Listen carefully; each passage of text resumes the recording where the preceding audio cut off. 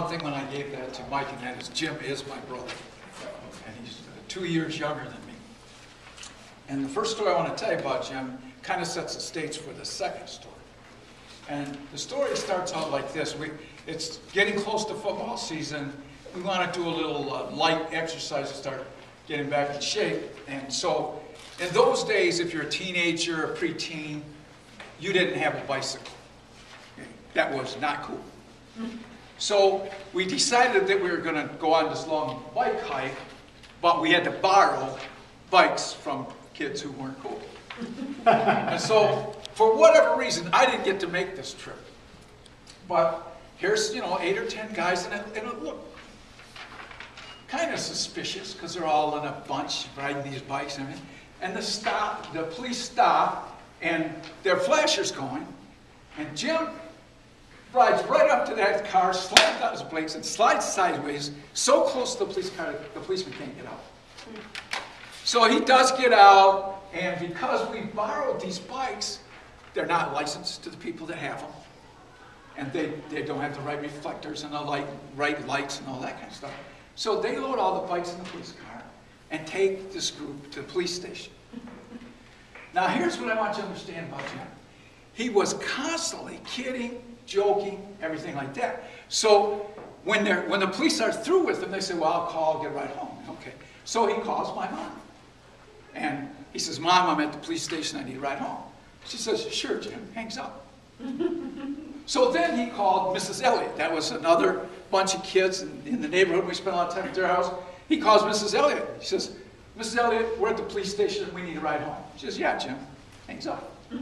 So now Dave Elliott, he was our first friend with a driver's license, and he called Dave at his girlfriend's house and got her mother, who worked in the cafeteria at school, knew what Jim was like. He says, tell Dave I'm at the police station, I need a ride home. She says, yeah, Jim, and hangs up. So finally he called me back. I was at Elliott's house, and he called there and asked for me. He says, Bill, I really am at the police station, and I really do need a ride. Now, a couple things about this story. One, when I get there to pick him up, the police are in tears from the stories that Jim's been telling me. And basically he started out saying, I know I'm a delinquent. My dad's a bootlegger. He makes us squash grapes in the basement. And just got going with that and had these policemen really laughing.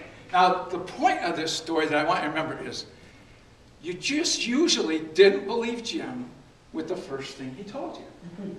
So when he's 15, he decides he's going to hitchhike to Disneyland out in California. And I remember the night before, he's looking at the map, and he says, well, I guess I'll just go this way. He points at the Upper Peninsula. So I gave him a little geography lesson so he could go in the right direction. He never got to Disneyland. He ran out of money in Oklahoma City and spent 6 weeks working with sharecroppers. So when he came home, my folks were on vacation. I was the only one home. So I had a date that night. I talked to him for a while. I was really excited about him being home. Then I went home and went to bed. 5 o'clock in the morning, I hear him come in. So a little later in the day, we're talking. I said, well, I heard you come in at 5 o'clock. How'd you get home? He said, well, the police brought me home. Now, knowing what you know, what do you think I thought when he said that? I'm not believing it. I said, oh, why'd they bring you home? He says, well, I've been out for 2-3 days, hitchhiking all the way from Oklahoma, and I was tired. And there was no traffic. He was trying to hitchhike home. There was no traffic. He said, I didn't want to get my clothes all dirty, so I just sat down on the white line in the middle of the road. And when I woke up, this policeman was shaking me, because this is a paved road on a straightaway, and it's 3 o'clock in the morning, and some guy is driving down there, and there's a body in the road. So he just locked up the brakes, turned around. It was only about a half mile back to the police station, and said, hey, there's a body in the road. So when this guy wakes him up, they say, well, what happened? He goes, well, I guess I fell asleep. So as a result of that, he got a ride home from the police. Well, he told me that story. Let me tell you what my attitude about it was. Good story, but I didn't believe it. I just thought, well, okay, whatever you said. So that night, I don't know how many of you can relate to this, but in those days, nobody had air conditioning. Hot August night, This friend of ours, Steve McCallum, and Jim and I are sitting at my folks' kitchen table. All we're wearing is shorts. And we're just sitting there in shorts, sweating. All of a sudden we see flashing police lights. So we walk outside, we live down a main road, and we see the police frisking these guys and everything, and we're thinking, well, this is a good story, you know. So when the police leave, instead of going the direction they would to go to the police station, they went the other way. So we go, hey, more fun. Let's go see what's happening. So we jumped in Steve's car, and we went by this car that was probably stolen, drove around the next block, get out of our car, and go up, and we're standing behind this bush. And we're just trying to see, you know, what's happening, what kind of crime has been committed and all that. And we're far enough away we feel safe. Well, they're looking around, you know, for different kinds of evidence, and they got lights on. It's, you know, about midnight or later.